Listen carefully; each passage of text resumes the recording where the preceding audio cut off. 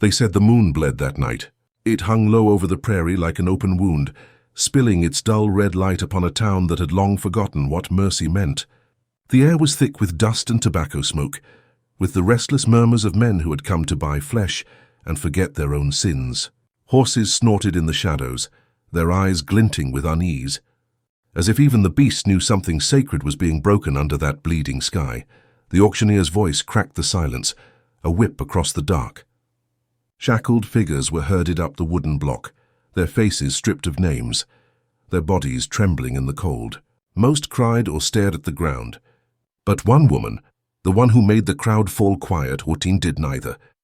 She stood as though carved from stone, her eyes fixed not on the men but on something beyond them. There was defiance there, yes, but also a grief so deep it seemed to bend the air around her. The rancher stood apart from the crowd, tall, weathered, silent. His name was Elias Cross, though few dared speak it. He had the look of a man who'd buried too many comrades to still believe in God. His coat hung heavy on him, rain-stained and tired, and his hands bore the rough tremor of someone who'd fought wars both outside and within. He hadn't meant to come. Yet when her gaze found his, something wordless passed between them.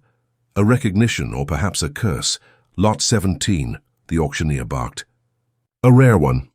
Beauty like this don't come twice. The men laughed, shouted bids that sounded like gunshots. But Elias spoke only once, his voice quiet enough to silence them all. I'll take her. The hammer fell with a hollow thud, a sound like a coffin being nailed shut. The crowd exhaled, muttering in disbelief. Some smirked. Others crossed themselves. The quiet man bought her, someone whispered.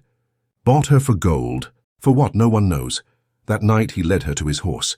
She followed without a word, her bare feet bleeding against the gravel road. They rode beneath the bleeding moon, through the ghost fields and the bones of corn long dead.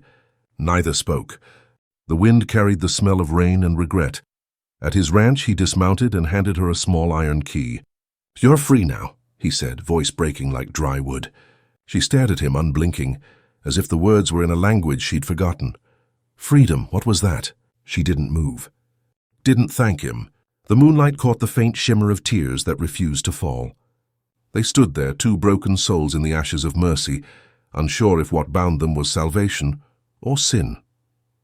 By dawn, the townsfolk said, he called her wife. And from that morning on, no one in Hollow Creek slept soundly again. The house on the hill had once been a home. You could tell by the way the floorboards sighed when someone crossed them, by the faded laughter still clinging to the walls. It stood apart from the town, old timber, grey and stubborn against the wind. The prairie grass had grown wild around it, curling over the fence posts like fingers reclaiming what men had abandoned. Elias Cross brought her there in silence. The dawn followed them slowly, pale and uncertain, as if afraid to see what the night had done. She stepped through the doorway barefoot. The floor was cold, the air heavy with the scent of smoke and solitude. Every window seemed to watch her, and the house, that dead, empty thing, waited to see if she would breathe life or ruin into it. She touched nothing. Her eyes drifted over the mantel where a photograph once stood, the table worn down by dinners long gone, the piano with one broken key. Elias spoke only once, setting bread and water on the table. You can rest here, he said. She didn't answer. She ate like a hunted animal, fast, trembling, always looking toward the door, as if she expected the world to burst in and take her again. At night, he sat by the fire. The wind howled down the chimney like a wounded thing, and from the upstairs room came the faint sound of weeping. Not loud, not human almost, just breath breaking in the dark. He didn't go to her. Instead, he stared into the flames until they blurred, his hands tightening around the bottle in his lap. Outside, coyotes sang to the stars, and somewhere in that distance something felt alive again. When morning came, the sky was grey as ash. He stepped outside and found her by the horse trough. She was scrubbing her wrists, the water rippling red for a moment before clearing. He froze, unsure if it was old blood or something newly spilled. Her expression was distant, unbothered. She turned to him slowly, the pale light catching the wet strands of her hair. It's gone now, she said softly. Though whether she meant the blood, her past, or her faith, he could not tell. He wanted to ask her name again, but his throat betrayed him. So he only nodded and went back inside, closing the door on a world neither of them knew how to face. That evening, when the wind moved through the eaves, the house creaked not in protest but in recognition, as though it had finally remembered what it felt like to be alive. And those who passed by the hill swore they heard a faint humming from within, a woman's voice, low and fractured, like someone trying to stitch her soul back together through song. He called her Maeve. The name came easy to his tongue, softer than the others he'd buried. She didn't correct him. Sometimes she looked as though she didn't recognize it either, as if each new name the world gave her was another stone placed on her grave. In the evenings she sat by the window, sewing something invisible into the light, her reflection half swallowed by the glass. When the storms rolled through, she would wake with a start and whisper a name in her sleep. Not Maeve, but something older, foreign, drenched in sorrow. Elias would lie awake beside the dying fire, listening, the name pressing against his ribs like a secret that didn't belong to him.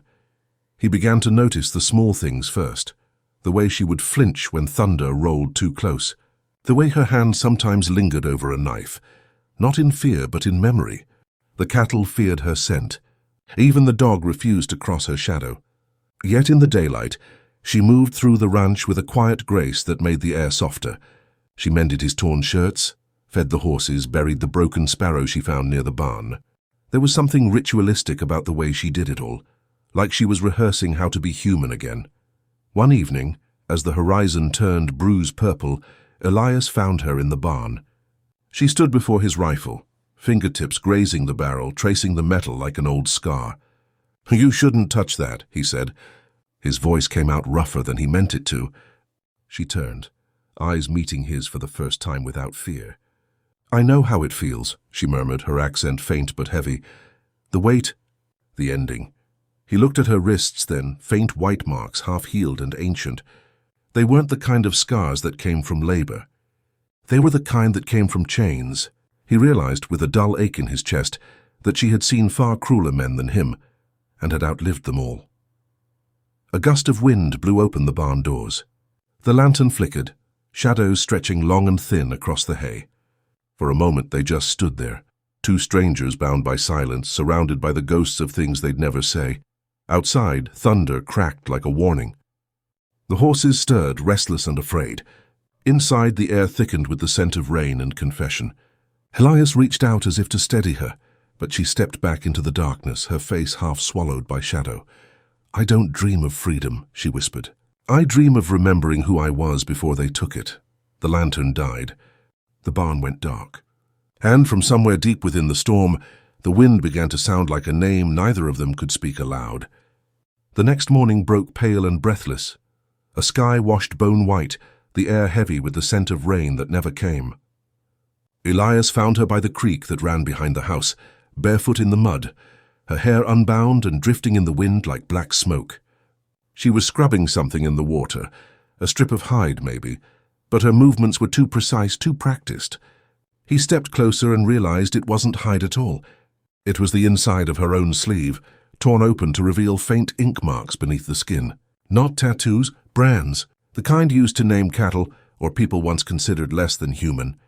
He froze. She didn't. "They said it would fade," she murmured, her voice quiet as the water. "But it doesn't. It burns whenever someone calls me by another name." She looked up then, eyes glistening but steady. "That's why I didn't stop you when you called me Maeve. I wanted to see if it would still hurt." Elias's throat tightened. He wanted to speak, to apologize, to offer some useless comfort, but the words turned to dust before they reached his tongue.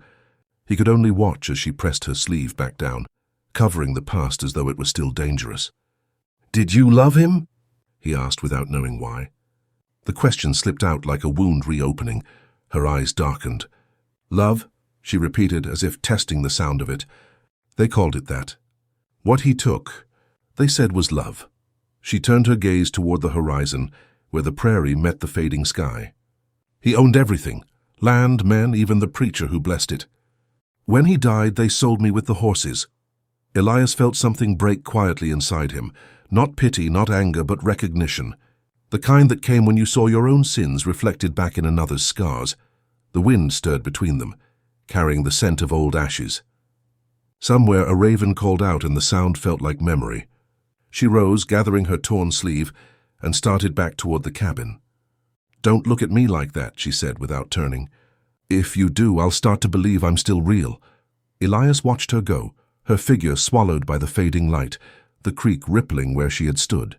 And as the first drops of rain began to fall, he thought he saw the faint shimmer of the branded letters beneath the water, a name long buried, trying to surface again. That night, he couldn't sleep. The sound of the rain against the roof whispered the same question through every hour until dawn. Who was she before the world made her forget? By the time the rain stopped, word had already spread. A peddler passing through the valley had seen her, the woman with the wild eyes and slave's marks, living in the rancher's house, and by nightfall the whispers reached town like a fever. They said Elias had married her. They said she'd bewitched him, poisoned his cattle, cursed the well. Every tongue that once pitied his loneliness now sharpened itself against her name. Elias felt it in the way the postmaster stopped speaking when he entered, in the way the preacher's wife watched the road from her window. He told himself it didn't matter. But silence once broken has a way of growing teeth. Maeve, or whatever name lay beneath her scars, felt it too. The stillness in the air thickened. The nights grew longer, and sometimes she'd wake before dawn and stand outside barefoot, staring east as though she expected someone to come for her. When Elias asked who she was waiting for, she only said, "You'll know them by the sound of their horses. They never travel alone." A week later the sound came, distant hooves, slow and deliberate, carrying with them the scent of dust and reckoning. 3 riders crested the ridge by sundown, former traders, men who had once trafficked in both flesh and cattle, now draped in the respectability of frontier merchants. But Maeve's body stiffened when she saw them, her hand tightening around the edge of the table until her knuckles went white. "They were there," she whispered. "When the man you bought me from died." Elias's chest tightened. "What do they want?" Her eyes met his, hollow and sure. "To remind you what I cost." Outside, the riders dismounted, their boots sinking into the wet earth. The dog growled low in its throat. The lanterns flickered, though no wind stirred. Elias stepped outside, hand near his holster, rainwater still dripping from the roof. The lead rider smiled. "Evening, Mr. Cole. We heard you've come in to—" "Fine company." His gaze slid toward the window where Maeve stood, half hidden by the curtain. "Some things," he drawled, "ain't meant to belong to any man." The night thickened, slow and electric. Maeve's breath fogged the glass. Elias's hand trembled just above the gun, and for the first time since she'd come to him, Maeve whispered his name, not in fear but warning. "Don't." Outside, thunder rolled again, though the sky was clear. That night, the world seemed to hold its breath. The riders lingered near the edge of the property, their campfire burning like a red eye in the distance. Elias watched from the porch, his rifle resting across his knees, the weight of it matching the ache in his chest. Maeve sat inside, silent, staring at the flames in the hearth as though reading omens in their dance. "They won't leave," Elias said at last. His voice was hoarse, low, carrying the weariness of a man who'd spent his life pretending peace was something he could own. "No," she said softly. "Men like that never do. They wait until you break, eat, and then they buy what's left." He turned toward her. "Then I'll drive them off." She looked up, and in the flickering light her eyes seemed older than the room itself. "And if you do, another will come. Another name, another debt. They don't stop until they've taken everything that made you human." Elias said nothing. The truth hung heavy between them, the kind you don't argue with, only survive. He poured himself whiskey, but his hands shook so hard he spilled half of it across the table. She rose quietly and reached for the glass, her fingers brushing his. "Do you believe in curses?" she asked. He gave a humorless laugh. "I've buried enough men to know the only curse is being born in a world like this." She studied him, something unreadable behind her expression. Then she said, almost to herself, "I was once sold to a preacher. He said God had forgiven the men who hurt me, but not me for surviving them." The silence that followed was thick, suffocating. Elias wanted to speak, to tell her she was wrong, that no God worth his salt would curse the broken for mending. But before he could, a gunshot cracked through the night. The window shattered. The bottle fell. Elias threw her to the ground as another shot rang out, splintering the wood above the hearth. The riders had come back, their laughter echoing through the dark like hyenas circling the wounded. Maeve crawled toward the corner, breathing hard. Elias fired once, twice, the rifle's roar swallowed by the storm that hadn't yet begun. One rider fell. The others vanished into the black. When the smoke cleared, the house smelled of gunpowder and blood. Elias turned and saw the bullet hole in the wall behind Maeve's head, inches from her temple. Her expression didn't change. She simply stared at the flames, calm, detached, as though she'd expected this all along. "They'll come again," she said. "But next time they won't aim for me." Elias looked down, following her gaze. Beneath the floorboards, the fire had caught the spilled whiskey. A thin line of orange began to crawl through the cracks. Alive and hungry, and for the first time, Elias understood. It wasn't the men outside who would destroy them. It was the past itself, still burning beneath their feet. The wind rose with a sound like morning, long, hollow, endless. The fire beneath the floorboards had grown teeth, licking up through the cracks, swallowing the whiskey, the dirt, the blood. Elias tried to stamp it out, but it was too late. The flames had memory, as if they'd been waiting for this house to breathe them alive. Maeve didn't move. She stood in the center of the room, her silhouette glowing against the inferno's pulse, her face calm, almost serene. "Let it burn," she said, her voice soft but certain. "The walls remember more sins than we can bury." Outside, the horses screamed. The riders were circling again, but their laughter had turned to panic when they saw the orange glow rising into the night. Elias grabbed her arm, desperate. "We can still run." She turned to him, eyes reflecting fire and grief. "Run where?" "Back to a world that already decided what I am." Her voice trembled, but her feet did not. "This house was never mine, Elias. It was another man's name painted over with yours." A crash shook the door, one of the riders breaking through, his face half-lit and snarling. Elias fired once, the blast tearing through the man's chest. The body fell heavy, smoking into the dirt. Two more shadows appeared beyond the blaze. Maeve snatched a shard of glass from the floor, her hand steady. "Go," Elias hissed. "Hide!" But she didn't. She stepped forward instead, meeting the men in the doorway, the same men who once dragged her through the auction yard. Recognition flickered between them, a cruel mirror. "Did you think," one of them sneered, "you could wash your name clean by lying in a rancher's bed?" Maeve's lips parted. "No," she said, raising the glass like a blade, "but I can end the name you gave me." The next seconds came in pieces, the flash of fire, the scream, the fall. Elias saw her strike, saw blood mix with flame, saw her silhouette vanish behind the smoke. He called her name, her false name, her only name, but the roar of the burning house swallowed it whole. When the roof gave in, he dragged her out through the back, her body limp against his. She was breathing barely. Her hands were blackened, her hair threaded with ash. In the distance, the last rider fled into the night, his trail swallowed by the wind. Elias laid her in the grass beneath the stars, the fire behind them crackling like a dying prayer. She opened her eyes just once and whispered something he couldn't understand, a name perhaps, or a promise. Then she looked past him, toward the horizon where dawn was trying to rise, and smiled faintly. The fire climbed higher, devouring the last of the house, and from within the blaze came a sound that might have been wood breaking, or a woman finally exhaling the life she'd been forced to live. Morning came grey and hollow, draped in the smoke of what used to be a home. The ash fell soft and endless, settling over the grass like snow. Elias stood alone beside the ruins, his coat burned at the edges, his hands shaking with the memory of her last breath. The house was gone. The riders were gone. But her scent, a faint trace of smoke and rain, still lingered in the air. They buried her on the ridge where the land sloped toward the river. He carved no cross, no marker, only a single stone, uncut and nameless.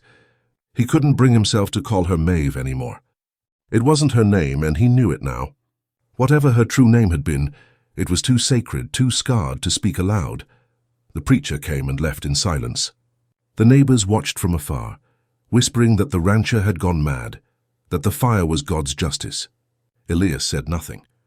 The world had never known the difference between justice and cruelty. That night the wind changed. It came cold from the north, threading through the grass like a voice. Elias sat by the grave, a lantern dim beside him, his hat in his hands. For hours he said nothing, until near midnight he thought he heard her again.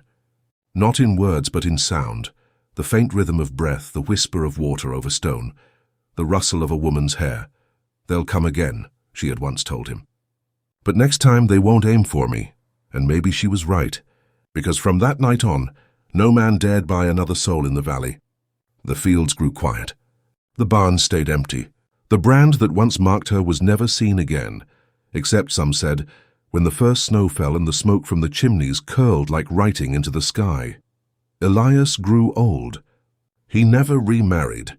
Some nights when the wind rose, folks swore they saw him walking the ridge, speaking softly to no one, as if the woman he buried still walked beside him, her bare feet silent on the frost.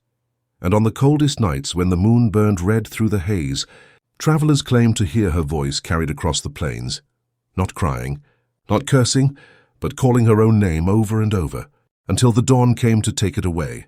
They called it a haunting. Elias called it mercy, because some names once taken refused to die quietly.